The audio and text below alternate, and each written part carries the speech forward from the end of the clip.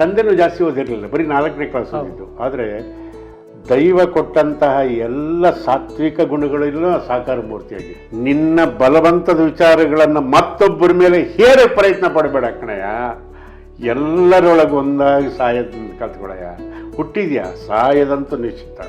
ನಮ್ಮ ತಾಯಿ ತಂದೆ ಕೊಟ್ಟ ಸಂಸ್ಕಾರ ಇದೆಯಲ್ಲ, ನಮಗೆ ಎಲ್ಲರ ಜೊತೆ ಬರೀರಿ ಮಕ್ಕಳ. ನೋಡಿ, ನಾನೊಂದು ಹೇಳ್ತೀನಿ, ನಾನು ಓದಿರೋ ಪ್ರಕಾರ ವೇದಗಳ ಕಾಲದಲ್ಲಿ ಏನಿತ್ತು, ಆಗಲೂ ಚಾತುಷ್ವರ್ಣನೇ ಇದ್ದಿದ್ದು.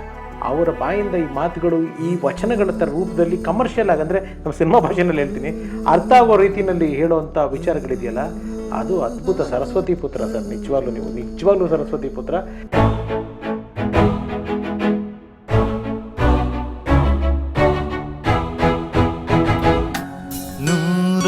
ನೂರೊಂದು ನೆನಪು.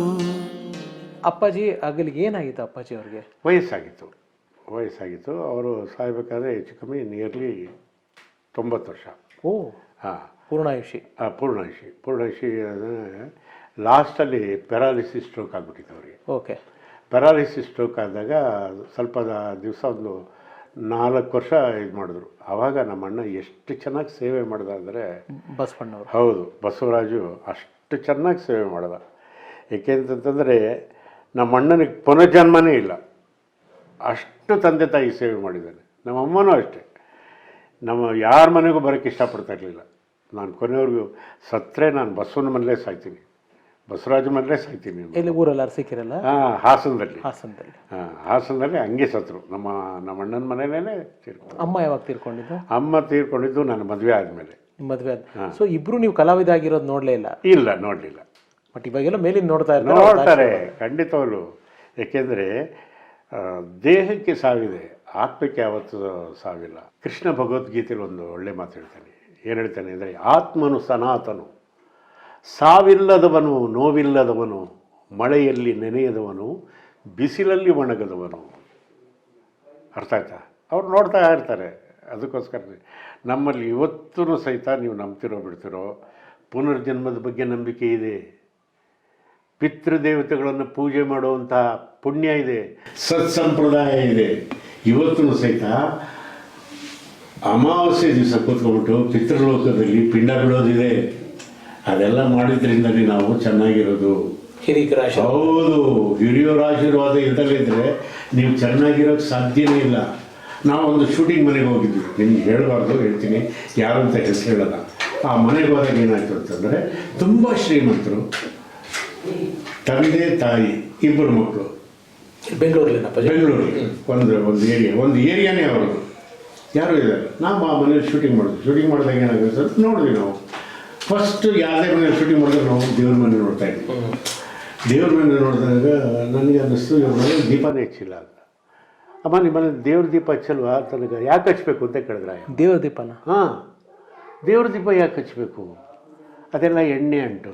ಇಲ್ಲ, ಹಿಂಗೆ ಹಿಂಗೆ ಹಿಂಗೆ ಅಂತ ಕೂರಿಸ್ತಾ ಹೇಳ್ತಾ ಬಂದೆ. 14 ದಿವಸ ಅವ್ರ ಮನೇಲಿ ಶೂಟಿಂಗ್ ಮಾಡಿದ್ದು. 8 ದಿವಸಕ್ಕೆ ಏನಾಯಿತು, 2ನೇ ದಿವಸದಿಂದನೇ ದೀಪ ಹಚ್ಚಕ್ಕೆ ಶುರು ಮಾಡಿದ್ರು. ಅದರಿಂದ ಏನೇನು ಅನಾಹುತಗಳಾಗುತ್ತೆ, ಯಾವ್ಯಾವ ತೊಂದರೆ ಆಗುತ್ತೆ, ಹಿಂಗೆ. ನಿಮ್ಮ ಮನೇಲಿ ಯಾರೂ ಒಬ್ಬರನ್ನೊಬ್ಬರು ಮಕ ನೋಡಿ ನಗೋಕ್ಕೆ ಸಾಧ್ಯನೇ ಇಲ್ಲ. ನೀವು ಹಚ್ತಲೇ ಇದ್ದರೆ ನೀವು ಕರಿಬೇಕು ಹಚ್ಬಿಟ್ಟವನ್ನ. ಅವನು ಜ್ಯೋತಿ ಸ್ವರೂಪ, ನಿತ್ಯ ನಿರಂಜನ ಸತ್ಯ ಸ್ವರೂಪ. ನೀನು ಹಚ್ಚಬೇಕು. ನೀನು ಹಚ್ಚದಲ್ಲಿದ್ರೆ ಇನ್ಯಾರು ಹಚ್ತಾರೆ? ನೀನು ನೋಡಿ ನಿನ್ನ ಮಕ್ಕಳು ಕಲಿತಾರೆ, ಅವ್ರು ನೋಡಿ ಅವ್ರ ಮಕ್ಕಳು ಕಲಿತಾರೆ. ಇದೇ ಸತ್ಸಂಪ್ರದಾಯ. ಎಲ್ಲ ಹಿಡಿದ್ರು. ಅವರು ಮಾರನೇ ದಿವಸ ದೀಪ ಹಚ್ಚಿದಾಗ ಸುಮಾರು 3 ತಿಂಗಳು ಮೇಲಾಗಿತ್ತಂತೆ. ಅವ್ರ ಗಂಡ ಆಫೀಸ್ಗೆ ಓನ್ ಬಿಸ್ನೆಸ್ನವರು ಹೋಗ್ಬೇಕಾದ್ರೆ, ಓಹೋ ಇವತ್ತೇನೋ ಗ್ರಾಚಾರ ಬಿಡಿಸ್ತಾ ಇದೆ ದೇವ್ರಿಗೆ, ಒಳ್ಳೇದಾಗಲಿ, ಇದೇ ಸದ್ಬುದ್ಧಿ ನೀನು ಕಂಟಿನ್ಯೂ ಆಗಲಿ ಅಂದ್ಬಿಟ್ಟು ಹೋದ್ರಂತೆ. ನನ್ನ ಗಂಡ ಮಾತಾಡ್ತಾ ಇರಲಿಲ್ಲ, ಅವ್ರು ಫಸ್ಟ್ ಟೈಮ್ ನಾನು ಮಾತಾಡ್ಸಿದ್ರು. ದೊಡ್ಡಣ್ಣ, ನನ್ನ ಮಕ್ಕಳು ಮಾತಾಡ್ಸಿದ್ರು. ನಾನು ಇವತ್ತು ಖುಷಿಯಾಗಿದ್ದೀನಿ, ಅದಕ್ಕೆ ನೀವು ಕಣ್ರಿ ಕಾರಣ ಅನ್ನೋರು. ನಾನಲ್ಲಮ್ಮ, ಸತ್ಯವಲ್ವ ನಾನು ಅನ್ಬೇಡಿ. ನಮಗೆ ಜ್ಞಾನ ಕೊಟ್ಟರು ನಮ್ಮ ತಂದೆ ತಾಯಿ ಆಗಿರ್ಬೋದು, ನಮ್ಮ ಅವಧೂತರಾಗಿರ್ಬೋದು, ಅಷ್ಟೇ ಕಾರಣ, ಇನ್ನೇನಿಲ್ಲ ಅಂತ ಹೇಳ್ತೀನಿ. ಯಾರಪ್ಪನ ಮನೆ ಸೊತ್ತಲ್ಲ ಜ್ಞಾನ. ಕರೆಕ್ಟ್, ಗೊತ್ತಿಲ್ಲ. ನಾನು ಅದೇ ಮಾತಾಡೋದಕ್ಕೆ ಬಂದೆ. ಜ್ಞಾನ ಅನ್ನೋದಂದರೆ ಮನೆಯೇ ಮೊದಲ ಪಾಠಶಾಲೆ, ತಂದೆ ತಾಯಿ ಮೊಟ್ಟ ಮೊದಲ ಗುರು ಅಂತ ಹೇಳ್ತಾರೆ. ಅಂದರೆ ಫೌಂಡೇಶನ್ ಚೆನ್ನಾಗಿದ್ದಷ್ಟು ಬಿಲ್ಡಿಂಗ್ ಚೆನ್ನಾಗಿರುತ್ತೆ. ಅದಕ್ಕೆ ಅಪ್ಪ ಅಮ್ಮನೇ ಕಾರಣ. ನಿಮಗೆ ಒಂದು ಜಾತಿ ವಿಚಾರವಾಗಿ ಏನೋ ಮಾತಾಡಿದಾಗ ಅಮ್ಮ ನಿಮ್ಮೊಂದು ಕ್ಲಾಸ್ ತೊಗೊಂಡಿದ್ರಂತಲ್ಲ? ಹೌದು, ನಮ್ಮಮ್ಮ ನಿರಕ್ಷರ ಕುಕ್ಷಿ. ಯಾಕೆಂತಂತಂದರೆ 1ನೇ ಕ್ಲಾಸು ಓದಿದ್ದು. ಅಯ್ಯೋ, ಗೊತ್ತಾಯ್ತಾ? 1ನೇ ಕ್ಲಾಸ್ ಓದೋಷ್ಟೊತ್ತಿಗೆ ಮನೇಲಿ ಕೆಲಸ ಕಲ್ತ್ಕೊಡ್ರಮ್ಮ, ಹೆಣ್ಮಕ್ಳು ಓದಿ ಏನು ಯಾವ ಸಾಮ್ರಾಜ್ಯ ಆಳಬೇಕು ಆಗಿದೆ ಅನ್ನೋ ಥರದಲ್ಲಿ. ತಂದೆನೂ ಜಾಸ್ತಿ ಓದಿರಲಿಲ್ಲ, ಬರೀ 4ನೇ ಕ್ಲಾಸ್ ಓದಿದ್ದು. ಆದರೆ ದೈವ ಕೊಟ್ಟಂತಹ ಎಲ್ಲ ಸಾತ್ವಿಕ ಗುಣಗಳೆಲ್ಲ ಸಾಕಾರ ಮೂರ್ತಿಯಾಗಿದೆ. ವಿದ್ಯೆಗೂ ಜ್ಞಾನಕ್ಕೂ ಸಂಬಂಧ ಇಲ್ಲ. ಹೌದು, ವಿದ್ಯೆಗೂ ಇದಕ್ಕೂ ಸಂಬಂಧ ಇಲ್ಲ. ಕೆಲವರು ನೋಡಿ ಜಾತೀಯತೆ ಮಾಡ್ತಾರೆ, ಪಂಥಿ ಭೇದ ಮಾಡ್ತಾರೆ. ಇಲ್ಲ, ಅದಕ್ಕೆ ಗುಂಡಪ್ಪನವರು ಒಂದು ಒಳ್ಳೆ ಮಾತು ಹೇಳ್ತಾರೆ, ಹುಲ್ಲಾಗು ಬೆಟ್ಟದಡಿ ಮನೆಗೆ ಮಲ್ಲಿಗೆಯಾಗು, ಕಲ್ಲಾಗು ಕಷ್ಟಗಳಡಿ ವಿಧಿಯ ಮಳೆ ಸುರಿಯೇ, ಬೆಲ್ಲ ಸಕ್ಕರೆಯಾಗು ದೀನ ದುರ್ಬಲರಿಂಗೆ, ಜೇನು ಸಕ್ಕರೆಯಾಗು ದೀನ ದುರ್ಬಲರಿಂಗೆ, ನೀ ಎಲ್ಲರೊಳಗೊಂದಾಗು, ನೀ ಎಲ್ಲರೊಳಗೊಂದಾಗು ಮಂಕುತಿಮ್ಮ. ಗೊತ್ತಾಯ್ತಾ? ಎಷ್ಟು ಚೆನ್ನಾಗಿದೆ ನೋಡಿ. ಇವೆಲ್ಲ ನಿಮಗೆ ಕನ್ನಡ ಸಾಹಿತ್ಯದಲ್ಲಿ ಮಾತ್ರ ಸಿಗಕ್ಕೆ ಸಾಧ್ಯ, ಬೇರೆ ಯಾವ ಲ್ಯಾಂಗ್ವೇಜಲ್ಲಿ ಯಾವ ಭಾಷೆಯಲ್ಲೂ ಸಿಗಲ್ಲ. ಏಕೆಂದರೆ ಕನ್ನಡದಲ್ಲಿ ಸಿಗುವಂಥ ಸರ್ಕ ಅಷ್ಟಿರ್ತವೆ. ಗೊತ್ತಾಯ್ತಾ? ಹಾಗಾಗಿ ನಮ್ಮ ತಾಯಿ ತಂದೆ ಕೊಟ್ಟ ಸಂಸ್ಕಾರ ಇದೆಯಲ್ಲ, ನಮಗೆ ಎಲ್ಲರ ಜೊತೆ ಬರೀರಿ ಮಕ್ಕಳ. ನೋಡಿ, ನಾನೊಂದು ಹೇಳ್ತೀನಿ, ನಾನು ಓದಿರೋ ಪ್ರಕಾರ ವೇದಗಳ ಕಾಲದಲ್ಲಿ ಏನಿತ್ತು, ಆಗಲೂ ಚಾತುಷ್ವರ್ಣನೇ ಇದ್ದಿದ್ದು. ನಿಮಗೆ ಬುದ್ಧಿ ತಿಳಿದ ಮೇಲೆ ಏನಾಯಿತು, ಬ್ರಾಹ್ಮಣ, ಕ್ಷತ್ರಿಯ, ವೈಶ್ಯ, ಶೂದ್ರ. ಗೊತ್ತಾಯ್ತಾ? ಅದಕ್ಕಿಂತ ಮುಂಚೆನೂ 4 ವರ್ಣಗಳು ನಮ್ಮ ಗುರುಗಳು ಶ್ರೀಕಂಠಯ್ಯನವರು ಅಂತ ಹೇಳ್ಕೊಟ್ಟಿರೋದು. ನೋಡಿ, ಅವ್ರ ಹೆಸರು ಜ್ಞಾಪಕದಲ್ಲಿದೆ. ಒಳ್ಳೆಯದನ್ನು ಹೇಳ್ಕೊಟ್ಟವ್ರ ಹೆಸರುಗಳು ನಮ್ಮ ಜ್ಞಾಪಕದಲ್ಲಿದೆ. ಅವ್ರು ಏನಂತ ಹೇಳ್ಕೊಟ್ಟಿದ್ರು ಅಂದರೆ, ವೇದಗಳ ಕಾಲದಲ್ಲಿ ಪ್ರಾಣಿ ಪಕ್ಷಿಗಳೆಲ್ಲ ಒಂದು ಜಾತಿ. ಎಷ್ಟು ಚೆನ್ನಾಗಿದೆ ನೋಡಿ. ಭೂಮಿ ಮೇಲೆ ವಾಸ ಮಾಡೋ ಪ್ರಾಣಿಗಳು, ಆಕಾಶದಲ್ಲಿ ಹಾರಾಡೋ ಪಕ್ಷಿಗಳೆಲ್ಲ ಒಂದೇ ಜಾತಿ, ಜಲಚರಗಳೆಲ್ಲ ಒಂದು ಜಾತಿ, ಯಾವ ನೀರಿನಲ್ಲಿ ವಾಸ ಮಾಡ್ತಾವಲ್ಲ ಅವೆಲ್ಲ ಒಂದೇ ಜಾತಿ. ಗೊತ್ತಾ? ಕ್ರಿಮಿಕೀಟಗಳೆಲ್ಲ ಒಂದು ಜಾತಿ, ಕ್ರಿಮಿಕೀಟಗಳು. ಮಾನವ ಕುಲ ಎಲ್ಲ ಒಂದೇ ಜಾತಿ. ಅರ್ಥ ಆಯ್ತಾ? ನಿನ್ನ ಜ್ಞಾನ ಸಂಪಾದನೆ ಮಾಡ್ಕೊಂಡಂಗೆ ನೀನು ಅದ್ರ ಮೇಲೆ ಬದುಕ್ತಾ ಹೋಗ್ತೀಯ. ಗೊತ್ತಾ? ಒಂದಂತೂ ಸತ್ಯ ರಘುರಾಮ್, ನಾನು ನೇರವಾಗಿ ಹೇಳೋಕ್ಕೆ ಇಷ್ಟಪಡ್ತೀನಿ. ನೀನು, ನಾನು, ಮತ್ತೊಬ್ಬ, ಮುಗುದೊಬ್ಬ, ಪಂಡಿತ, ಪಾಮರ, ಬಡವ, ಬಲ್ಲಿದ, ಉತ್ತಮ, ಮೇಲು, ಕೀಳು, ಎಲ್ಲರೂ ನಾವು ಈ ಭೂಮಿಗೆ ಗೆಸ್ಟು. ಇರೋವಷ್ಟು ದಿವಸ ನಿನ್ನ ಸ್ವಾತಂತ್ರ್ಯನ, ನಿನ್ನ ಬಲವಂತದ ವಿಚಾರಗಳನ್ನು ಮತ್ತೊಬ್ಬರ ಮೇಲೆ ಹೇರೋ ಪ್ರಯತ್ನ ಪಡಬೇಡ ಕಣಯ್ಯ. ಎಲ್ಲರೊಳಗೆ ಒಂದಾಗಿ ಸಾಯೋದನ್ನು ಕಲ್ತ್ಕೊಳಯ್ಯ. ಹುಟ್ಟಿದ್ಯಾ, ಸಾಯೋದಂತೂ ನಿಶ್ಚಿತ. ಗೊತ್ತಾಯ್ತಾ? ಅದು ಯಾವತ್ತೋ ಯಾರಿಗೆ ಗೊತ್ತೇ ಇಲ್ಲ. ಬೆನ್ನಿಂದನೇ ಇರುತ್ತೆ, ನೆರಳಿನ ಥರ ಇರುತ್ತೆ ಸಾವು ಅಂತ. ಹುಟ್ಟುದಾನ ಸಾವು ಗುಟ್ಟು. ಹೌದಲ್ವಾ? ಅದಕ್ಕೋಸ್ಕರನೇ ಇರೋವಷ್ಟು ದಿವಸ 4 ಜನರ ಹತ್ರ ಒಳ್ಳೆಯವನು ಅನ್ನಿಸ್ಕೊಂಡು ಒಳ್ಳೇದನ್ನು ಮಾಡಿ ಸಾಯಯ್ಯ. ಬದುಕಿರೋವಷ್ಟು ದಿವಸ ನೀನು ಈ ಭೂಮಿಲಿ ಏನು ಮೈಲಿಗಲ್ಲಿ ನೆಟ್ಟಿದೆಯಾ ಅನ್ನೋದೇ ಭಾಳ ಮುಖ್ಯ ಆಗೋದು. ಅಮ್ಮ ಅದೇನೋ ಜಾತಿ ವಿಷಯ ಕೇಳಿದಾಗ ಹೊಡೆದಿದ್ರು. ಹೌದು, ಹೊಡೆದಿದ್ರು ನನಗೆ.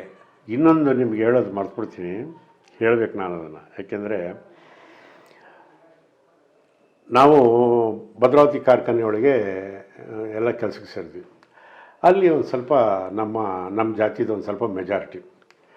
ಆವಾಗೇನಾಯಿತು ಅಂತಂದರೆ, ಅಲ್ಲಿ ವೀರಭದ್ರ ಸ್ವಾಮಿ ದೇವಸ್ಥಾನ ಆಯಿತು. ಅದೊಂದು ಆವಾಗೆಲ್ಲ ಒಂಥರ ಈ ಕಲ್ಲು ಬಂಡೆ, ಇದು ಒಂಥರ ಒಂದು ಪುಟ್ಟದಾಗಿ ದೇವಸ್ಥಾನ, ಒಳ್ಳೆ ಹಾಲ್ ಕಟ್ಟಿದರು.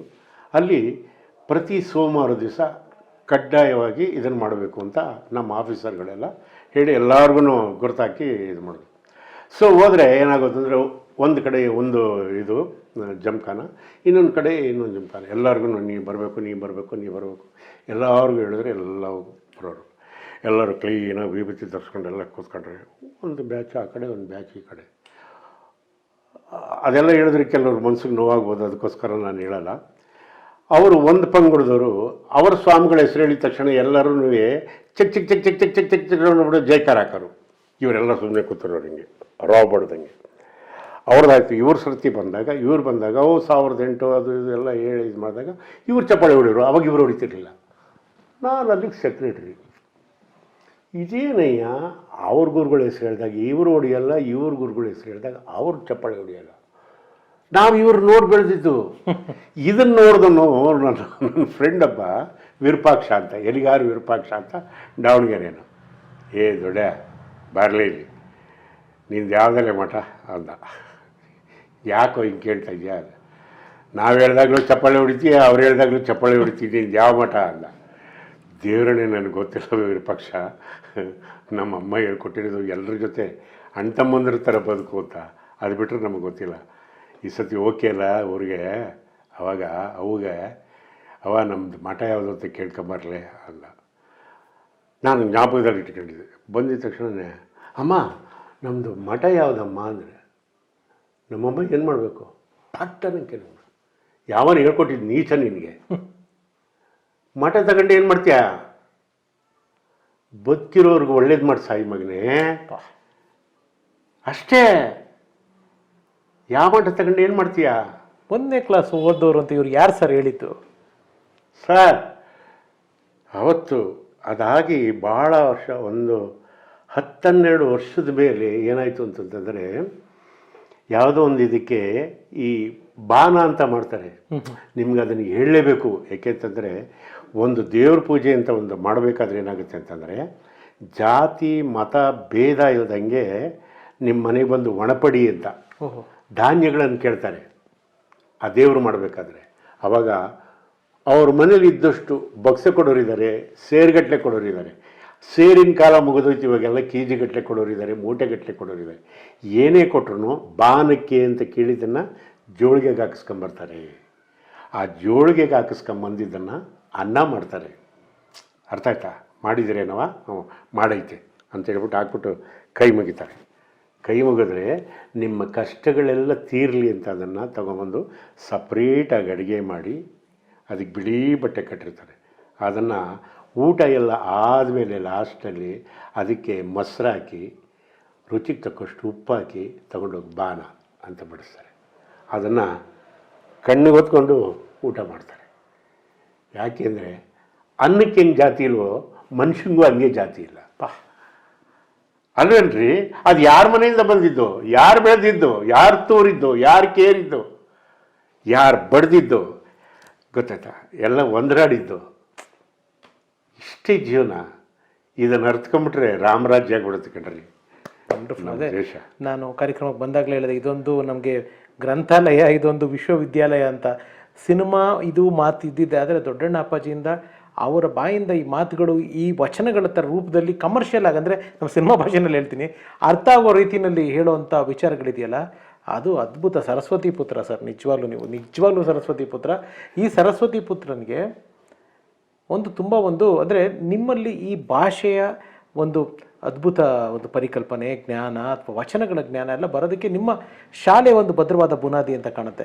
ಒಂದು ಸ್ವಲ್ಪ ಫ್ಲಾಶ್ ಬ್ಯಾಕ್ ಹೋಗೋಣ ಅಪ್ಪಾಜಿ. ರಾಘವಾಚಾರ್ ಹೋಟ್ಲು ಕರ್ಕೊಂಡು ಹೋಗಿದ್ರಂತಲ್ಲ ನಿಮ್ಮ ಗುರುಗಳು, ಹಾಸನ ರೋಡಲ್ಲಿರೋ ರಾಘವಾಚಾರ್ ಹೋಟ್ಲು ಕರ್ಕೊಂಡು ಹೋಗಿ. ಹೌದು, ಪಿ ನಾಗರಾಜಯ್ಯನವರು ಅಂತ. ನಾಗರಾಜಯ್ಯನವರು ಪಿ ನೋಡಿ ನಾವು ಕನ್ನಡದಲ್ಲಿ ಎಂತೆಂಥ ಮಾಸ್ಟರ್ಗಳನ್ನು ಪಡೆದ್ವಿ ಅಂದರೆ, ಇವತ್ತಿನವರೆಗೂ ಎಂತೆಂಥ 5 ಸ್ಟಾರ್ ಹೋಟೆಲ್ ನೋಡ್ಬಿಟ್ಟಿದ್ದೀನಿ. ಸೆಟ್ ದೋಸೆ, ಕಡ್ಲೆ ಚಟ್ನಿ, ಆಲೂಗಡ್ಡೆ ಪಲ್ಯ, ಪ್ಯೂರ್ ಕಾಸಿದ ತುಪ್ಪ ಹಾಕೋದು. ಆ ಟೇಸ್ಟ್ ಇವತ್ತಿನವರೆಗೂ ಬಂದಿಲ್ಲ. ರಾಘವಾಚಾರ್ಯರಿಗೆ 100 ನಮಸ್ಕಾರಗಳು ಪುಣ್ಯಾತ್ಮರಿಗೆ. ಯಾಕೆಂದ್ರೆ ತಿಂದೊಟ್ಟೆ ಮುಂದಿಟ್ಕೊಂಡು ನಾವು ಜ್ಞಾಪಿಸ್ಕೊಂಡಿಲ್ಲ ಅಂತಂದರೆ ಏನು ಪ್ರಯೋಜನ ಹೇಳಿ ಸರ್, ಅಲ್ವಾ ಸರ್?